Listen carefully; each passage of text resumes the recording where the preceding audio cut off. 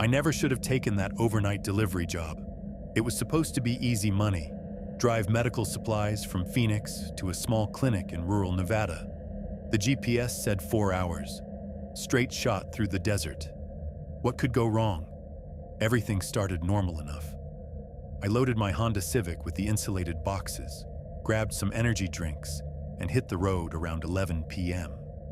The first 2 hours flew by with podcasts and decent radio reception. Then my phone died. No big deal, I thought.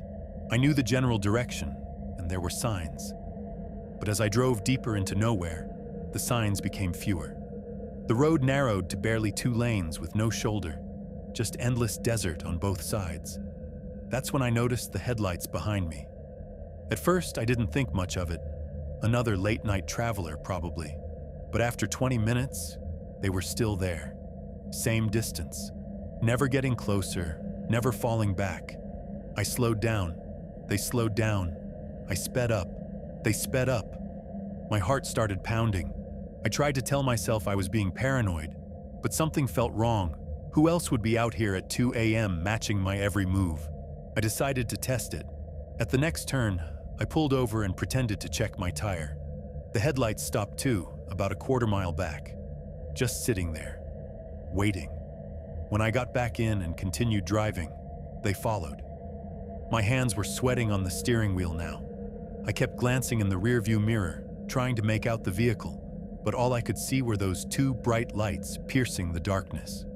Then my car started making a weird noise, a grinding sound from somewhere under the hood. The engine began to shudder, and I realized I was losing power. Of all the times for a breakdown, it had to be now, in the middle of nowhere, with someone following me. I barely made it to a small gas station that looked like it had been closed for hours. The fluorescent lights flickered weakly over 2 ancient pumps. I pulled up close to the building, hoping the lights might deter whoever was behind me. The headlights stopped at the edge of the parking lot. I sat in my car, engine ticking as it cooled, watching those lights in my mirror. Minutes passed. Neither of us moved. My delivery was due in 2 hours, but that seemed insignificant now. Finally, the other vehicle's door opened. A figure stepped out, tall, wearing what looked like a work uniform. He walked slowly toward my car, and that's when I noticed the tire iron in his hand. I didn't wait to find out what he wanted. I started my car, despite the grinding noise, and floored it toward the road. In my mirror, I saw him running back to his truck. The chase lasted 15 terrifying minutes through winding desert roads, my engine screaming in protest. Just when I thought it would give out completely, I saw salvation. The bright lights of a 24-hour diner with several cars in the parking lot. I pulled in and ran inside, shaking. The waitress took one look at me and called the police.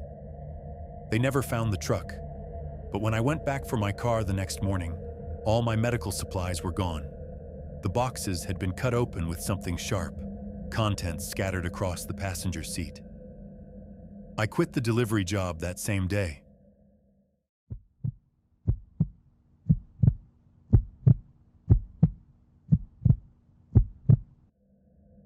I was 14 and spent most afternoons at Riverside Park, a quiet spot about 10 minutes from our apartment complex.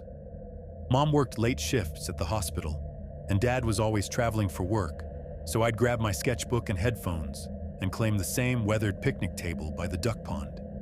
It was my escape from everything: homework stress, social anxiety, the suffocating feeling of being the weird art kid nobody understood. The routine was always the same.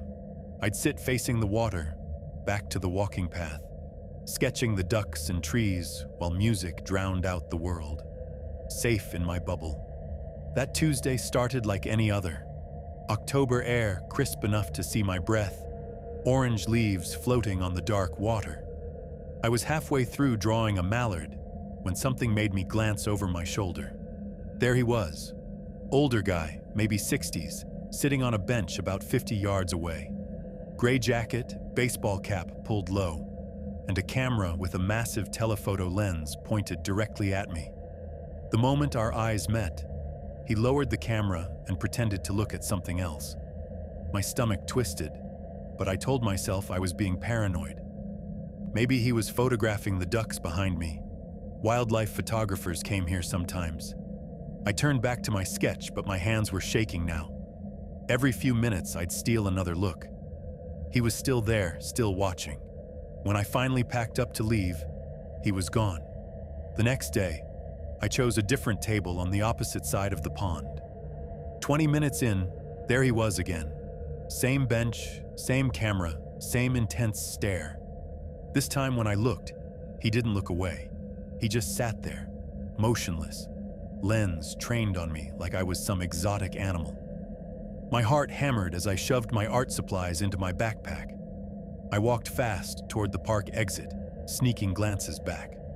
He was following, staying about 30 feet behind, camera hanging around his neck. I broke into a run. At home, I tried to convince myself I was overreacting.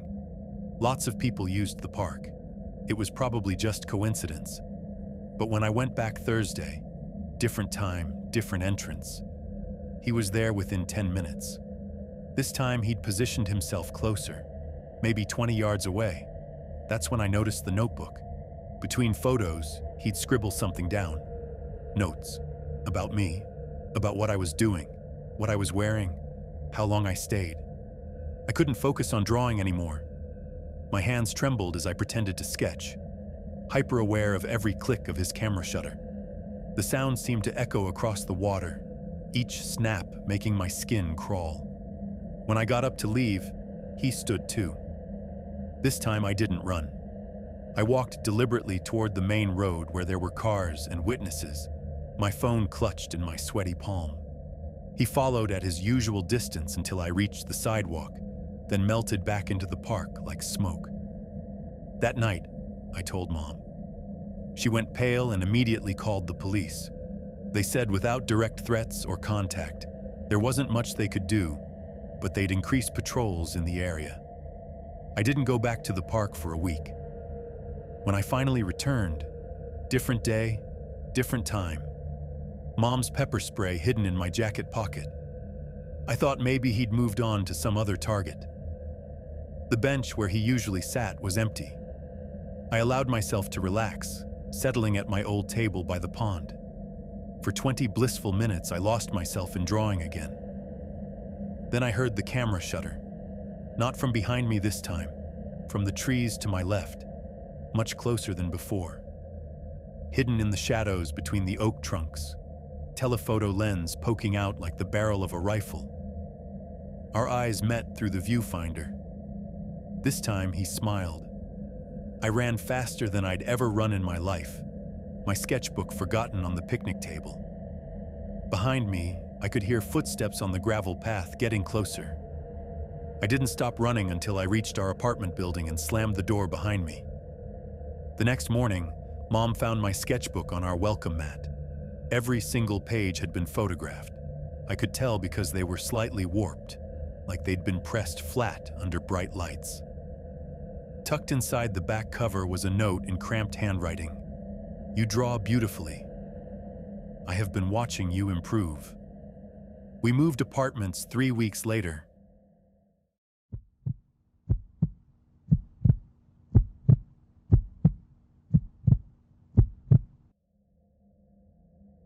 When I accepted the overnight security position at the abandoned textile factory, I thought the worst part would be staying awake. I was wrong. The job seemed perfect for a college student like me. 12-hour shifts, 3 nights a week, decent pay, and all I had to do was patrol the empty building and monitor the security cameras. The factory had been shuttered for 5 years, but the owners kept a skeleton crew of guards to prevent vandalism and theft. My supervisor handed me the keys on my first night. "Just walk the perimeter every 2 hours," he said, already heading for the exit. "Check all the doors, make sure they're locked. The alarm system covers the main entrances, but you'll need to physically verify the loading dock doors in the back." The building felt different at 2 a.m. than it had during my daytime interview. My footsteps echoed through the vast, empty production floor. Moonlight streamed through grimy windows, casting strange shadows between the hulking machinery left behind. Everything went smoothly for the first week. Then I started noticing the loading dock door. Every night during my patrol, I'd find door number 3 slightly ajar, just a crack, barely noticeable unless you were looking for it. I'd push it shut, hear the lock click into place, and continue my rounds. But 2 hours later, there it was again, open just enough to let in a sliver of cold air. I figured it was warped from age, not sealing properly. These old buildings have issues. I made a note in the security log and kept checking it during my rounds. But last night was different. I was reviewing camera footage around 3 a.m. when I noticed something on monitor 7, the one covering the rear loading dock. A shadow moved past door number 3, quick, like someone walking by outside. I rewound the footage. Nothing there. My hands started to sweat as I switched between camera angles, searching for any sign of movement around the building's exterior. The timestamp showed 3:17 a.m. when I saw it again on monitor 7. Definitely a person-shaped shadow crossing in front of the door. I grabbed my flashlight and headed to the loading dock, my radio crackling with static as I walked. The factory felt different now, like it was holding its breath. Every creak of the old building made me jump. Door number 3 was open again, but this time, I could hear something. Faint voices outside. Maybe 2 or 3 people talking in hushed tones. My heart hammered as I approached the door. Were they planning to break in? Should I call the police? I turned off my flashlight and peered through the gap. Nothing but empty parking lot and darkness. The voices had stopped. I stood there for what felt like hours, listening, waiting. Finally, I pushed the door shut and turned the deadbolt, double-checking that it was secure. When I got back to the security office, I immediately pulled up the footage from the last few minutes. The timestamp showed me walking to door number 3, standing there for several minutes, then returning to the office. But on the monitor, I was alone the entire time. There were no voices on the audio feed, no shadows, no other people. Just me, standing in an empty doorway, having a conversation with no one. I quit the next morning.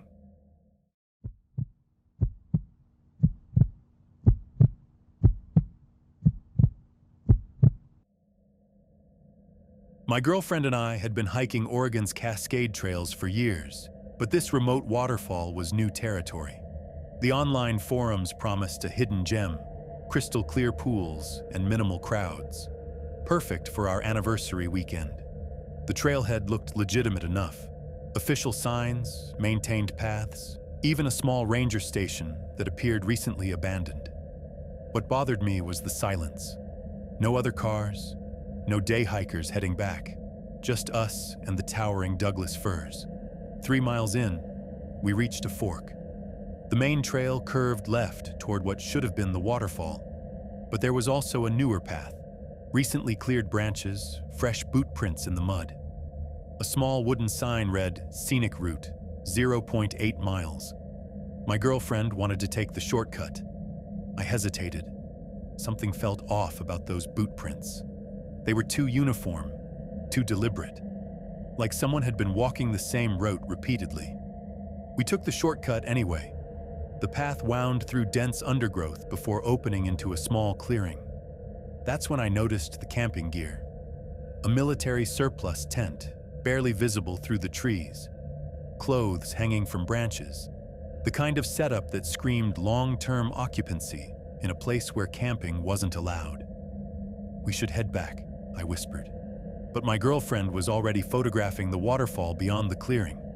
It was beautiful, exactly like the online photos. She didn't see the figure watching us from behind the tent. I grabbed her arm, pointed. The man stepped out slowly, hands raised in a calming gesture. Park ranger uniform, official hat, friendly smile. But we were in a national forest, not a state park. Wrong agency, wrong uniform. "Afternoon, folks. Beautiful spot, isn't it?" His voice was too enthusiastic, too practiced. like he'd rehearsed this conversation. "Just heading back," I said, pulling my girl toward the trail. "Actually, there's a much better viewpoint just up ahead. Hidden spot most visitors never see." My girlfriend Emma started to respond, but I cut her off. "Thanks. We're good." That's when I noticed his boots. Same tread pattern as the prints we'd been following. Fresh mud. He'd been walking this route all day, waiting. We backed away slowly, smiling, pretending everything was normal. But once we hit the tree line, we ran. Behind us, I heard branches breaking. He was following, but trying to stay quiet. We made it to the car in record time. As I fumbled with the keys, Emma pointed to the windshield. A handwritten note tucked under the wiper. "Hope you enjoyed the scenic route." The same handwriting from the wooden trail sign. We drove straight to the Real Ranger station 20 miles away. They radioed ahead to check the area, but found only an abandoned campsite and evidence of someone living off-grid for months. The fake trail sign was gone. The scenic route had been carefully erased, branches repositioned to hide the path. They never found him, but they did find something else. 3 other couples had reported similar encounters over the past 6 months. Always the same MO. Always the same invitation to see something special just off the beaten path.